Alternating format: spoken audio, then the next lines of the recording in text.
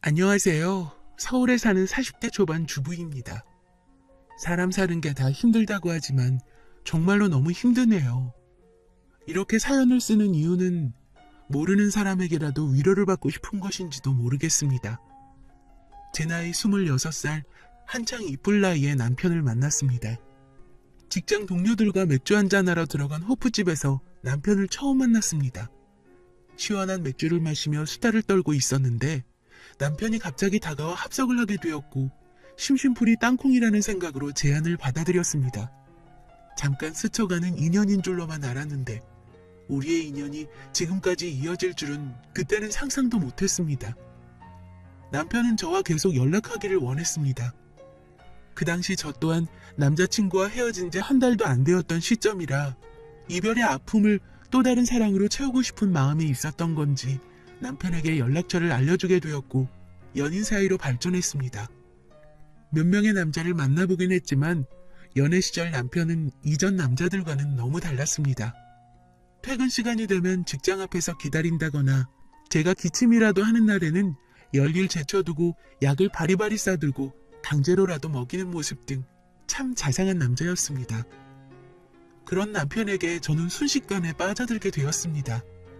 남자만 만나면 1년을 못 넘겼던 저는 남편의 사랑을 받고 1년이란 긴 시간을 연인으로 함께 했습니다. 남편의 나이는 저보다 6살이 많았습니다. 결혼할 나이가 되어서 그런지 어느 날 갑자기 결혼을 하자고 프로포즈를 했습니다. 그때까지만 해도 결혼에 대한 생각이 전혀 없긴 했지만 주변 직장 동료들이나 친구들도 하나씩 결혼하자 마음이 흔들렸고 무엇보다 저를 끔찍하게 생각하는 남편을 믿고 결혼하기로 마음을 먹었습니다. 그런데 부모님은 물론이고 주변 모든 사람이 결혼을 죽기 살기로 반대했습니다. 남편은 작은 식당을 운영하는 사람이어서 직업도 마음에 들어하지 않으셨지만 가장 큰 문제는 남편 집안 사정 때문이었습니다. 남편은 장남이었고 부모님은 시골에서 농사를 짓고 계셨습니다. 문제는 시골에 있는 막내 동생을 제외하고 성인이 된 동생들이 서울로 대학교와 직장을 다니게 되면서 같이 살고 있다는 게 문제였습니다. 대학교 졸업한 남동생, 직장에 다니고 있는 여동생까지 3명이 남편 명의로 70%가 대출금인 아파트에 살고 있었는데 결혼을 하게 되면서 그 집에서 신혼을 시작했습니다. 부모님의 반대는 너무 거셌습니다. 남편은 몇 날 며칠이고 부모님을 설득하기 위해 노력했습니다. 부모님이 문을 열어주지 않자 마당에서 한참을 무릎까지 꿇기도 하고 과일이며 소고기 등을 갖다 주면서 6개월 가까이 공들였습니다. 저는 그런 남편이 너무 짠하다는 생각만 들고 꿈쩍도 하지 않고 반대만 하시는 부모님이 너무 미웠습니다. 결국 부모님에게 시위라도 해야겠다는 생각으로 집을 나가 남편 집으로 들어가게 되었습니다. 남편의 동생들과 생활해야 했지만 나이도 비슷했고 시동생 시누이란 생각보다는 가까운 친구처럼 잘 지냈습니다. 그런데 어느 날 큰오빠와 올케가 집으로 찾아왔습니다. 우리 집을 잠깐 설명하자면 3남 2녀 중 저는 막내로 태어났습니다. 큰오빠와는 나이 차이가 20살 가까이 나고 다른 형제들과도 나이 차이가 많이 났습니다. 그 덕분에 집안의 사랑이란 사랑은 모두 독차지하면서 유년 시절을 보냈습니다. 특히 큰오빠와 올케는 저를 딸을 대하듯 사랑을 듬뿍 주신 분들입니다. 계절이 바뀔 때마다 옷 선물을 사오시고 제가 갖고 싶다는 건 이유를 막론하고 모두 사주었습니다. 그리고 사춘기 시절 제가 사고라도 치는 날에는 부모님 대신 학교에 찾아와 주신 분들도 큰오빠와 올케였습니다. 제가 결혼한다고 하자 당연히 큰오빠네는 반대를 심하게 했습니다. 오빠는 5년 전에 지방으로 이사하게 되어서 서울에 올라오기 쉽지도 않았을 건데 딸 같은 동생이 집까지 나와 남자 집에 들어가니 많이 걱정스러운 마음에 찾아온 것입니다. 큰오빠는 저를 불러내어 근처 카페로 데리고 갔습니다. 너 정말 이 결혼을 하고 싶니? 라고 말하며 큰오빠는 어느 때보다 진지하게 물어봤습니다. 제가 아무리 큰 말썽을 부려도 매일 웃어주던 큰오빠가 그날만큼은 낯설게 보였습니다. 오빠, 나 그 사람이랑 너무 좋아하고 결혼하고 싶어. 라고 말하자 오빠는 한참을 창밖을 쳐다볼 뿐 아무 말도 하지 않았습니다. 그때 큰올케가 여보, 우리가 아무리 말려봐도 아가씨 마음 변하지 않을 것 같아요. 라고 말하며 제 편을 들어주었습니다. 큰오빠는 정말 후회 안 할 자신 있냐고 몇 번 물어보더니 후회 안 한다고 자신있게 말한 제 손을 이끌고 부모님에게 갔습니다. 결국 부모님은 큰오빠의 올케의 설득으로 결혼을 승낙하셨습니다.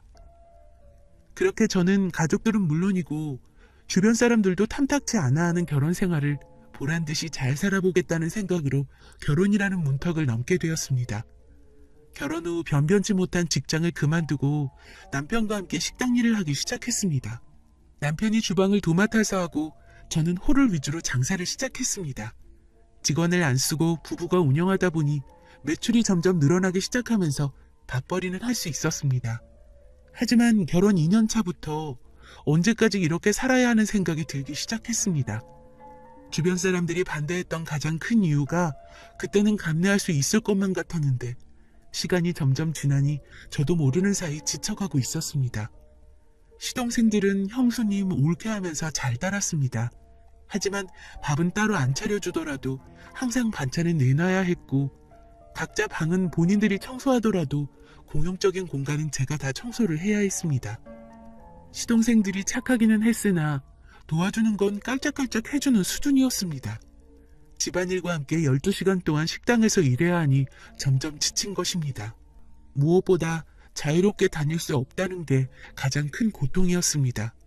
복장도 편안하게 다니고 싶고 솔직히 신혼도 즐기고 싶은 마음이 있었지만 그럴 수 없었습니다. 집은 편안히 쉬는 곳이지만 식당 일이 끝나고 지친 몸을 이끌고 들어가는 집은 쉬는 집이 아닌 또 다른 일터로 들어가는 기분이었습니다. 그렇게 시동생들과 동거 생활은 2년이나 지속되었습니다. 한 번은 대학교를 졸업하고 직장에 취업한 남동생이 남편에게 직장도 얻었으니 따로 나가서 살겠다고 말했습니다. 저는 아쉬운 척 하면서도 속으로 쾌재를 부르고 있는데 남편은 너 결혼할 때 돈 모아서 가려면 월세 나가면 안 돼. 결혼할 때까지 불편해도 여기서 살아. 라고 명령조로 말하는 겁니다. 그 주둥아리를 정말 실로 꽉 깨물고 싶었습니다.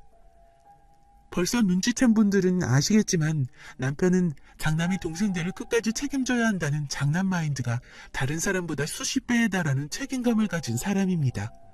반대로 처가에는 제가 막내라는 이유로 자기 집안의 10분의 1도 하지 않는 사람입니다. 처음에는 그런 책임감이 멋져 보였지만 시댁에만 그런 책임감을 보이니 서운했습니다.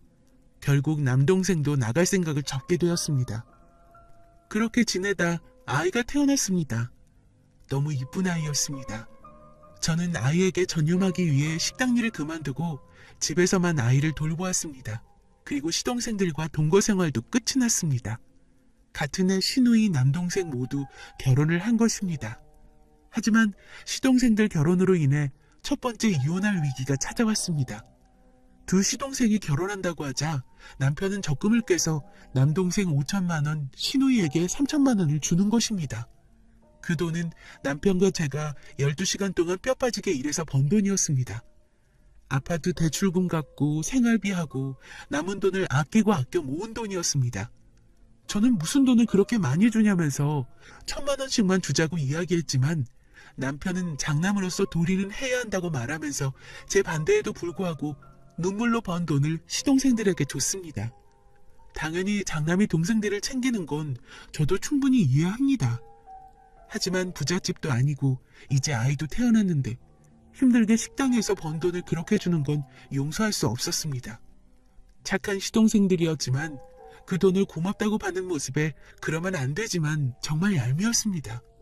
그때 당장이라도 이혼하고 싶었지만 남들이 다 그러는 것처럼 아이 때문에 참을 수밖에 없었습니다. 그리고 1년 후 청천벽력 같은 소리를 들었습니다. 시골에 있는 막내 여동생이 서울에 있는 대학교로 온다는 것입니다. 당연히 집은 우리 집이었습니다. 하늘이 무너지는 듯한 느낌이 들었습니다. 남편은 당연하다는 듯한 반응을 보였습니다. 그런 반응에 더 미칠 노릇이었습니다. 저는 남편에게 아가씨 집도 있고 도련님 집도 있는데 왜 하필 우리 집이야? 라고 따져봤지만 벽에다 대고 이야기하는 것이나 마찬가지였습니다. 결국 막내 아가씨까지 우리 집에 살게 되었습니다. 그런데 첫째 아가씨와 도련님과는 다르게 말도 더럽게 안 들었습니다. 매일 술 먹고 들어와서 오바이트하고 잠자는 사람들 다 깨우는 건 기본이고 손 하나 까딱하지 않았습니다. 아이도 키워야 하고 한참 어린 아가씨 술주정까지 받아줘야 하는 인생이 서글펐습니다. 그렇게 지치고 힘들 때마다 큰올케에게 전화했습니다. 엄마는 나이가 너무 많으셔 옛날 마인드를 가지고 계신 분이라 이야기해도 통하지 않았기 때문에 엄마나 다름없는 큰올케와 전화하면 제 이야기도 잘 들어주시고 조언도 많이 해주었기 때문입니다. 막내 아가씨와의 동거 생활도 적응이 될 때쯤 또 한 번 큰일이 벌어졌습니다. 시골에 계신 시아버지가 암에 걸리신 겁니다. 그것도 췌장암에 걸리신 겁니다. 말기는 아니었지만 상태는 상당히 좋지 못했습니다. 시댁 식구들은 난리가 났습니다. 동생들을 그렇게 챙기는 남편이 아버지에게는 오죽할까요? 시아버지가 투병하시고부터 주말마다 지방에 있는 대학병원으로 출퇴근을 해야 했습니다. 전라도에 있는 병원이라 왕복 10시간은 좋게 걸렸습니다.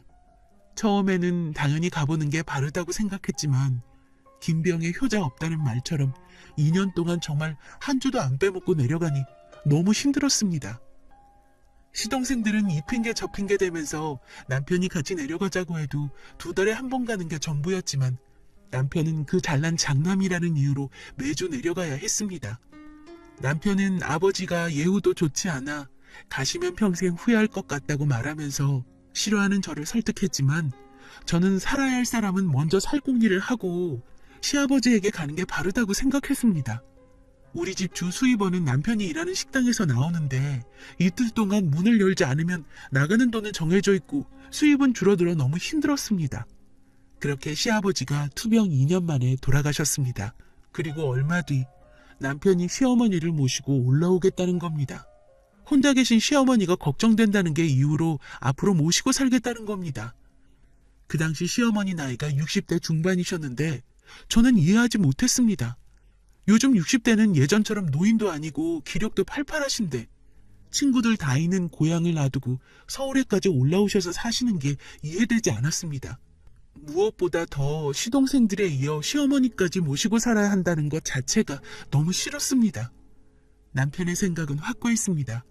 시어머니를 모시기 싫어하는 저에게 남편은 시골에 땅이 많이 있어서 장남인 내가 재산을 제일 많이 물려받을 거야. 어머니가 아이 봐주시면 한결 편할 거야. 라고 말하며 저를 설득했습니다. 하지만 저는 몇 년을 모셔야 하는지도 모르는 상황이고 이미 막내 아가씨와 같이 사는 상황에서 시어미까지 모셔야 한다니 그 조건은 저에게 크게 다가오지 않았습니다. 하지만 어쩌겠습니까? 시어머니 모시기 싫어 이혼할 수도 없고 올라오고 싶어하는 시어머니를 돌려보낼 수도 없었습니다. 결국 우리 부부 아이 2명, 시어머니, 막내 아가씨와 기나긴 동거 생활이 시작되었습니다. 그나마 막내 아가씨가 있을 때는 손 하나 까딱하지 않아 꼴보기 싫기만 했지만 시어머니를 모시고 살아보니 부담감이 장난이 아니었습니다. 특히 시어머니는 여우 같은 스타일이었습니다. 멀리 떨어져 살 때는 그저 현모양처 스타일의 시어머니인 줄만 알았지 같이 살다 보니 시어머니의 여우 같은 스타일이 눈에 보였습니다. 본인이 마음에 들지 않는 게 있으면 제 앞에서는 괜찮다 괜찮다 하시면서 남편한테 쪼르르 불만을 다 토로합니다. 대부분의 불만은 저에 대한 불만이었습니다. 남편은 시어머니 말만 듣고 저에게 와서 뭐라 하는 일이 반복되었습니다. 그럴 때마다 시어머니가 친구도 한 명도 없는 곳에 올라오셔서 하시는 거라곤 매일 가는 등산이 전부라서 외로울 것 같다는 생각에 잘하려고 정말 노력했습니다. 하지만 시어머니의 이간질은 계속됐고 그런 저를 나무라는 남편과의 생활은 계속 이어졌습니다. 그나마 다행이라곤 올해 초 막내 아가씨가 속도 위반으로 갑자기 결혼하게 되면서 식구가 한 명 줄었다는 게 다행이라면 다행이었습니다. 그러던 올 3월 엄마 같은 올케가 아프다는 소리를 들었습니다. 올케가 암에 걸린 겁니다. 아직 나이도 젊은데 올케가 암에 걸렸다는 소리에 억장이 무너지는 듯 했습니다. 그 소리에 바로 올케에게 달려가려고 했지만 수술 전이라 안정이 필요하다는 말에 마음속으로나마 기도했습니다. 그리고 올케가 수술을 마치고 회복 중이라는 소리를 듣고 올케에게 가려고 했습니다. 그런데 남편은 식당 때문에 못 간다는 이유로 혼자 다녀오라는 겁니다. 올케 병원도 지방에 있어 대중교통을 이용하면 3시간이나 걸리기도 하고 남편 차를 타고 가면 수월할 텐데 남편에게 너무 서운했습니다. 비교할 것은 아니지만 시아버지가 투병할 때 왕복 10시간을 주말마다 갔는데 그때 생각이 자꾸 났습니다. 큰오빠는 코로나 때문에 면회도 안 된다고 오지 말라고 굳고 말렸지만 큰오빠에게 힘이라도 돼주고 싶어 가게 되었습니다. 근데 예상보다 올케 상태는 심각했습니다. 6개월 정도밖에 안 남았고 올해는 넘기지 못할 것 같다는 말을 의사에게 통보받았다고 담담하게 말하는 오빠를 안고 한참이나 울었습니다.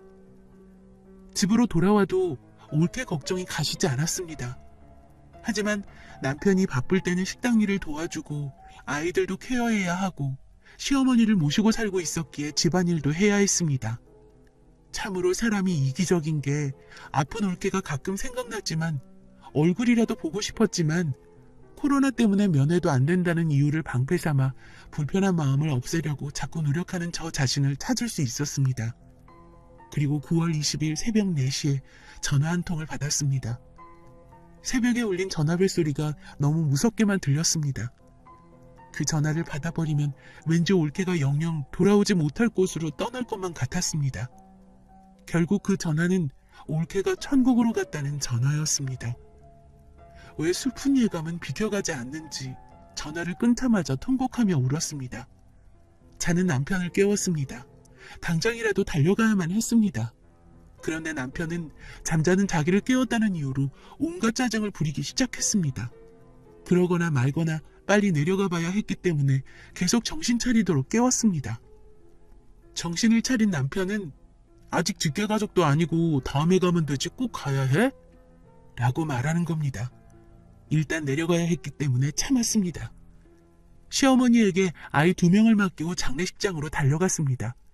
내려가는 내내 저는 울었고 남편은 이 시간에 내려간다는 게 이해가지 않는다는 식으로 계속 투덜댔습니다.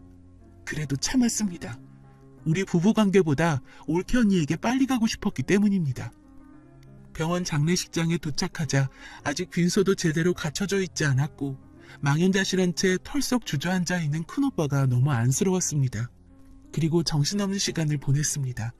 오후가 되자 남편이 제 손을 이끌고 나가더니 이 정도 했으면 됐으니 집에 올라가자고 말하는 겁니다.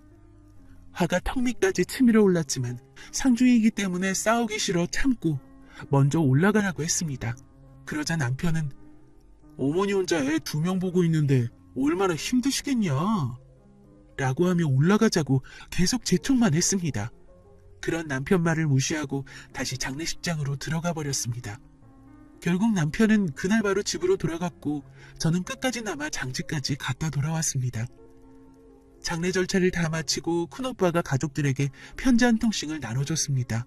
그 편지는 올케가 죽기 전 힘들게 한자 한자 힘겹게 적은 편지였습니다. 큰오빠 말로는 마지막으로 올케가 가족과 지인들에게 감사하다는 마음을 편지로 썼다고 합니다. 저는 그 편지를 보고 흐르는 눈물을 멈출 수 없었습니다. 편지 내용에는 제 어린 시절을 회상하는 내용부터 고생하는 저를 보고 남편과의 결혼을 반대 안 한 본인을 자책하는 내용까지 몸도 힘들었을 텐데 또박또박 이쁘게도 적힌 글씨가 제 마음을 더 아려오게 했습니다. 집으로 돌아가자 남편과 말도 하기 싫었습니다. 마음은 마음대로 지쳤고 장례식장에서 보낸 남편의 행동은 용서할 수 없었습니다. 집안 분위기는 냉랭했습니다. 시어머니가 계셔서 한 번도 집에서 티를 낸 적이 없었지만 이것저것 눈치 보기도 싫었습니다. 그렇게 며칠간 냉랭한 시간을 보내고 있을 때 남편에게 전화가 왔습니다. 저는 참고 있던 모든 게 터지고 말았습니다.